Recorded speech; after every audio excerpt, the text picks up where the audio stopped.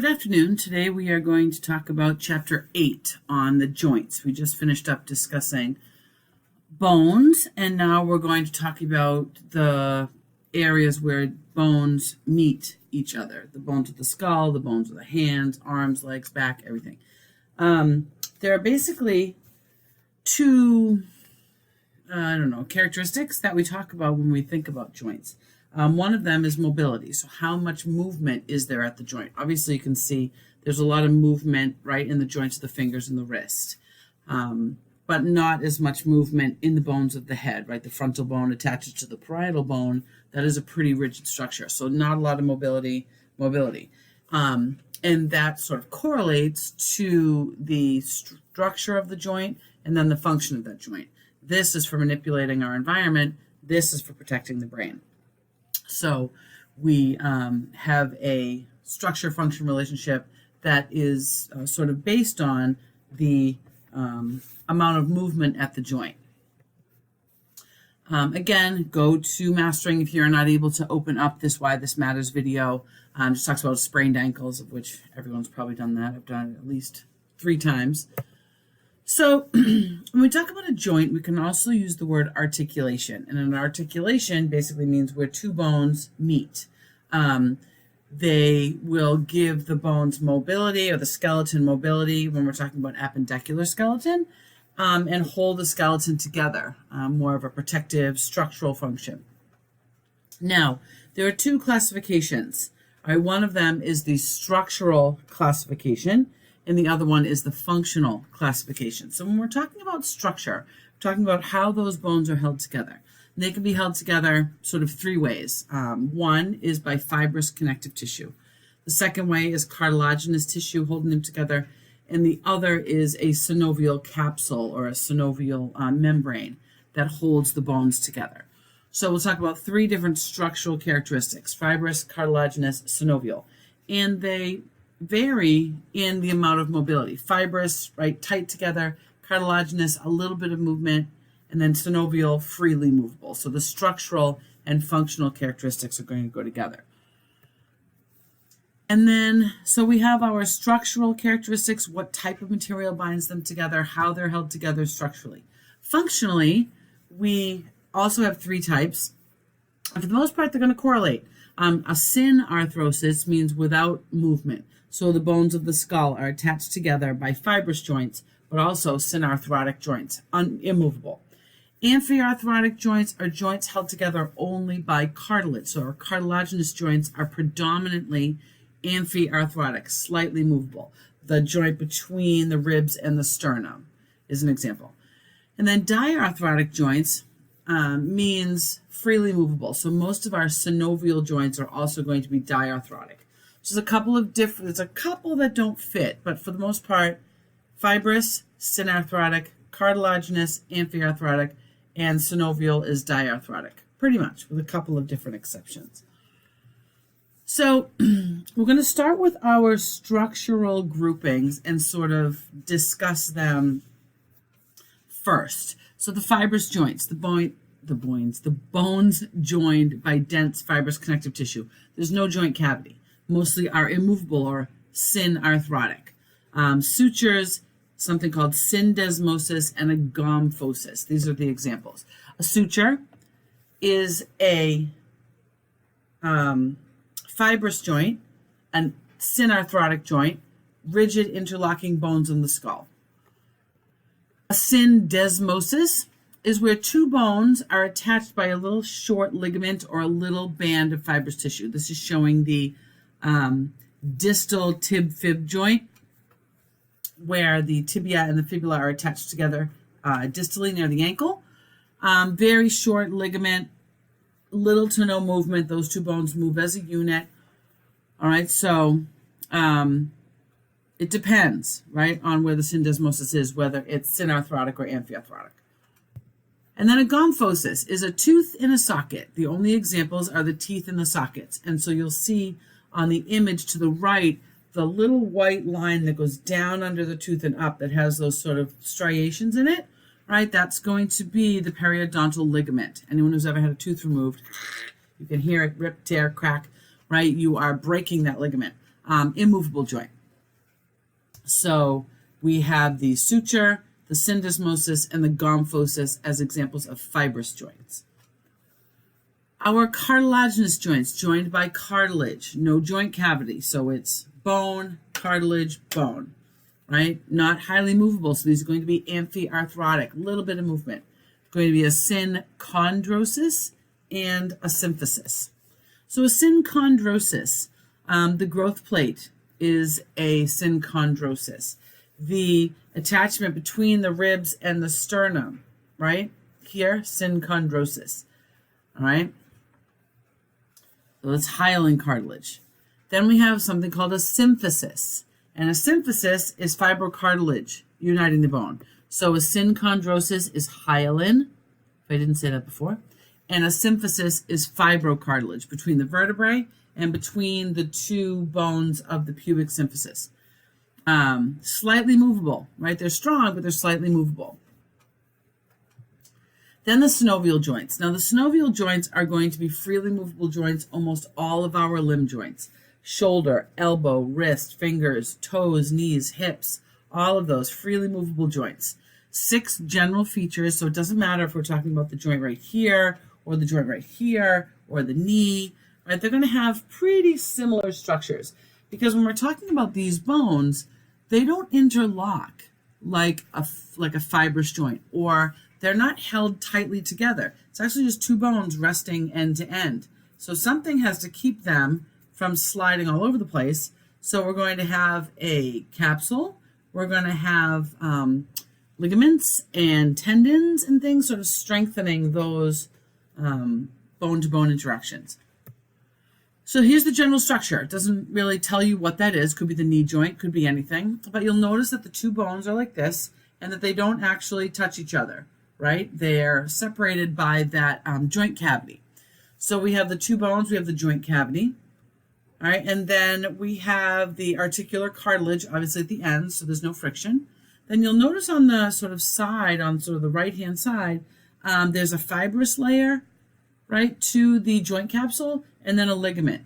So you'll see how the 2 bones, right, are held together by the capsule, then more fibrous layer, and then a ligament on the outside. So we're getting some strength and some support, but also allowing for free movement. So we have the cartilage, we have the cavity, we have the capsule. Inside, right, where the 2 bones meet, inside is a fluid-filled synovial fluid, right, lubricating. Then we have ligaments, nerves, and blood vessels. When we talk about the other structures of a synovial joint, we also should talk about the bursa, that would be the green in this picture. And the bursa are meant to protect the tendons and ligaments that structurally support a synovial joint from wear and tear. Because if a joint's going to be freely movable, we have a lot of bones, right, scratching and moving and bending, and we want to make sure that any ligament or tendon that goes over that bony surface doesn't wear out over time. So we have these extra, either a tendon sheath or a subacromial bursa, or a bursa. It's going to be like a little pillow so that the joints can continue to move for years and years and years without rubbing together and sort of ruining, due to friction, the tendons and ligaments. When we talk about the stability of a synovial joint, so obviously you know that, right, the shoulder joint, we can go up, down, all around. It's our most freely movable joint, the shoulder, right? We can go anterior, posterior, superior, inferior, up, down, different directions. And so this is a very mobile joint. Unlike, I don't know, the hip joint, right? Same ball and socket, but we can't definitely move the ball and socket joint of the hip as freely as we can the shoulder. So what does that mean? It means that the hip joint is much more stable than the shoulder joint, right? So why is that?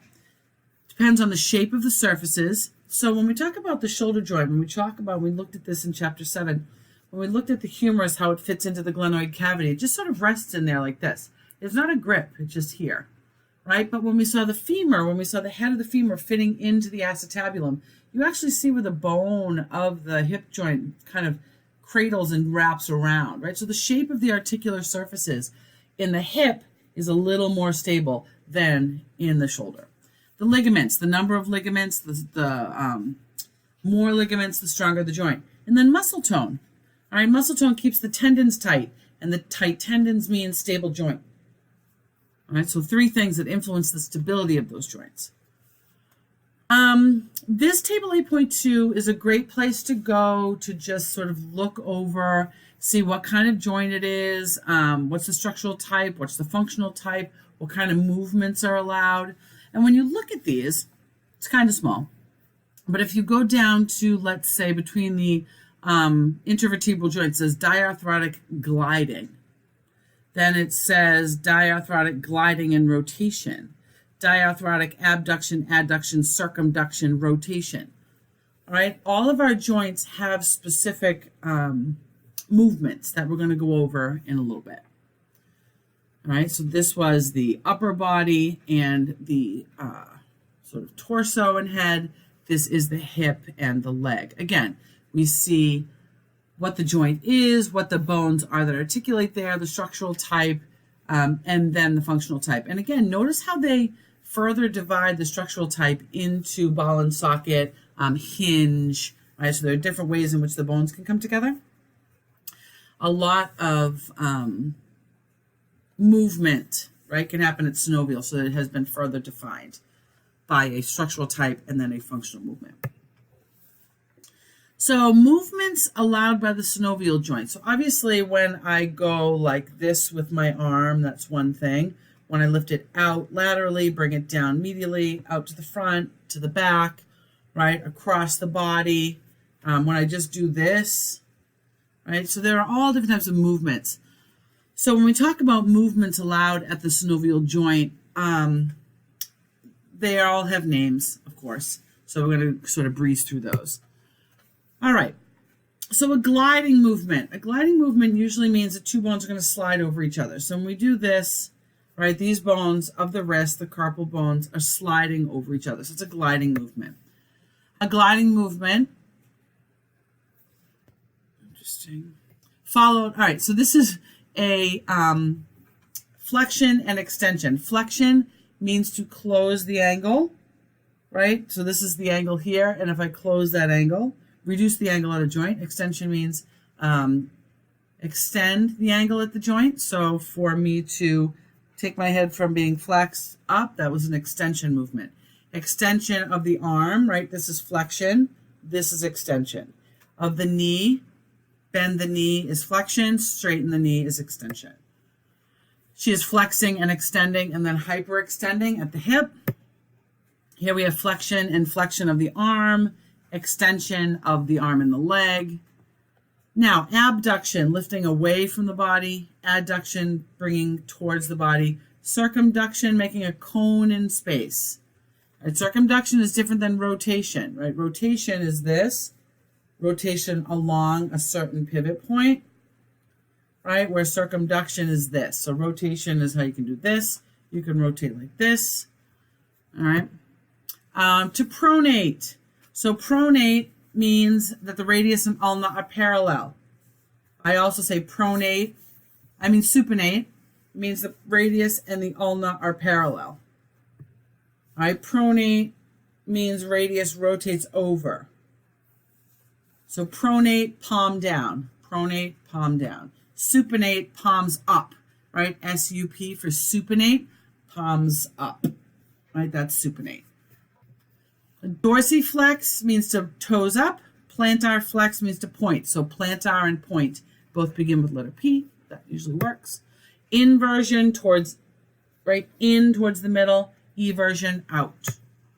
Protraction means push your jaw out. Retraction means pull it back in.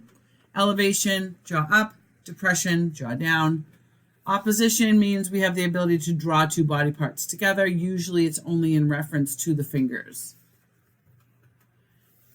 All right, so these are the movements at synovial joints. So we did the gliding movement when sliding flat surfaces across each other. Then we did our angular movements. Flex and extend, right? Flex, extends. Abduct, meaning lift up.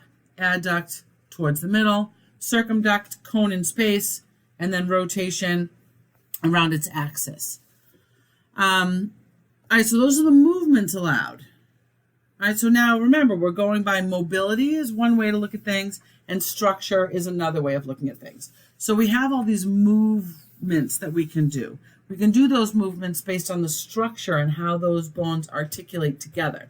So each one of these 6 different types of joints allow for some of those movements. All right, the ball and socket joint allows for all abduction, abduction, flexion, extension, rotation, circumduction. But some of the other ones, the plane joints, are just where 2 bones slide across each other. That's going to be a gliding movement. How the bones articulate dictates how they will be able to move. So we know how they're going to be able to move. Let's see how they are held together. All right, so a plane joint means flat surfaces articulate together. All right, those carpal bones, right, where they move like this, glide across each other. That's a plane joint. A hinge joint at the elbow is where the ulna, remember that C shape of the ulna, fits right onto, let's do it this way, right onto the distal end of the humerus, and then that can roll around like this. It doesn't go, so our elbow, we can flex, we can extend, flex and extend. I can't move it left or right. I can't move it, right? I can't do anything except flexion and extension. It's one axis. A pivot joint. A pivot joint, one of the examples is the dens of C2 as it fits up into C1, right? The other one here, we have the radial head being surrounded, right, by the ligament, and so that can just twist. So a pivot joint allows for rotation, which is why we can do this, right? Because the pivot joint is actually up here, right? This is the proximal end of the ulna, the proximal end of the radius. So the radial head, right here, the radius and ulna, the radial head is held next to the proximal end of the ulna, and we are able to do this because the radius is able to rotate. A condylar joint, that's going to be where the metacarpals meet the phalanges, these guys. All right, and so they're not fully ball and socket like this, but we can go like this. Right, biaxial movement. We are doing a biaxial abduction, adduction, flexion, and extension. And to some extent, we're doing a circumduction. We can't do a rotation, right? That doesn't work. But we can do this. So this is a condylar joint, not as freely movable as a ball and socket. Saddle joints, a little bit strange. It's where the thumb, right here, where the thumb attaches to the trapezium bone or attaches to the carpal metacarpal joint, right? And so it's not as smooth as this guy, but you can see how it's like a saddle. So you can go left to right, front and back. So you can kind of do a biaxial movement-ish. It's not as perfectly circular as this, right? You can see how it hitches when you kind of bring it back. So this is going to be flexion and extension, so we can flex and extend, and we can adduct and abduct. Ball and socket joint is a multi-axial movement joint. We can move that in any of a number of different ways because the ball just fits in here, and we can flex, extend, rotate, abduct, adduct. So the structure of the synovial joint dictates the function or the movement of that joint. But when we talk about the structure and function of the joints, what we have to remember is that we are always in balance, right? The bones are held together a certain way. So structurally, they have a certain amount of protection and structural support versus movement, right? So structure, function, relationship. Here we have fibrous joints held tightly together, not movable. Structure, held tightly together, not movable. Function, protection.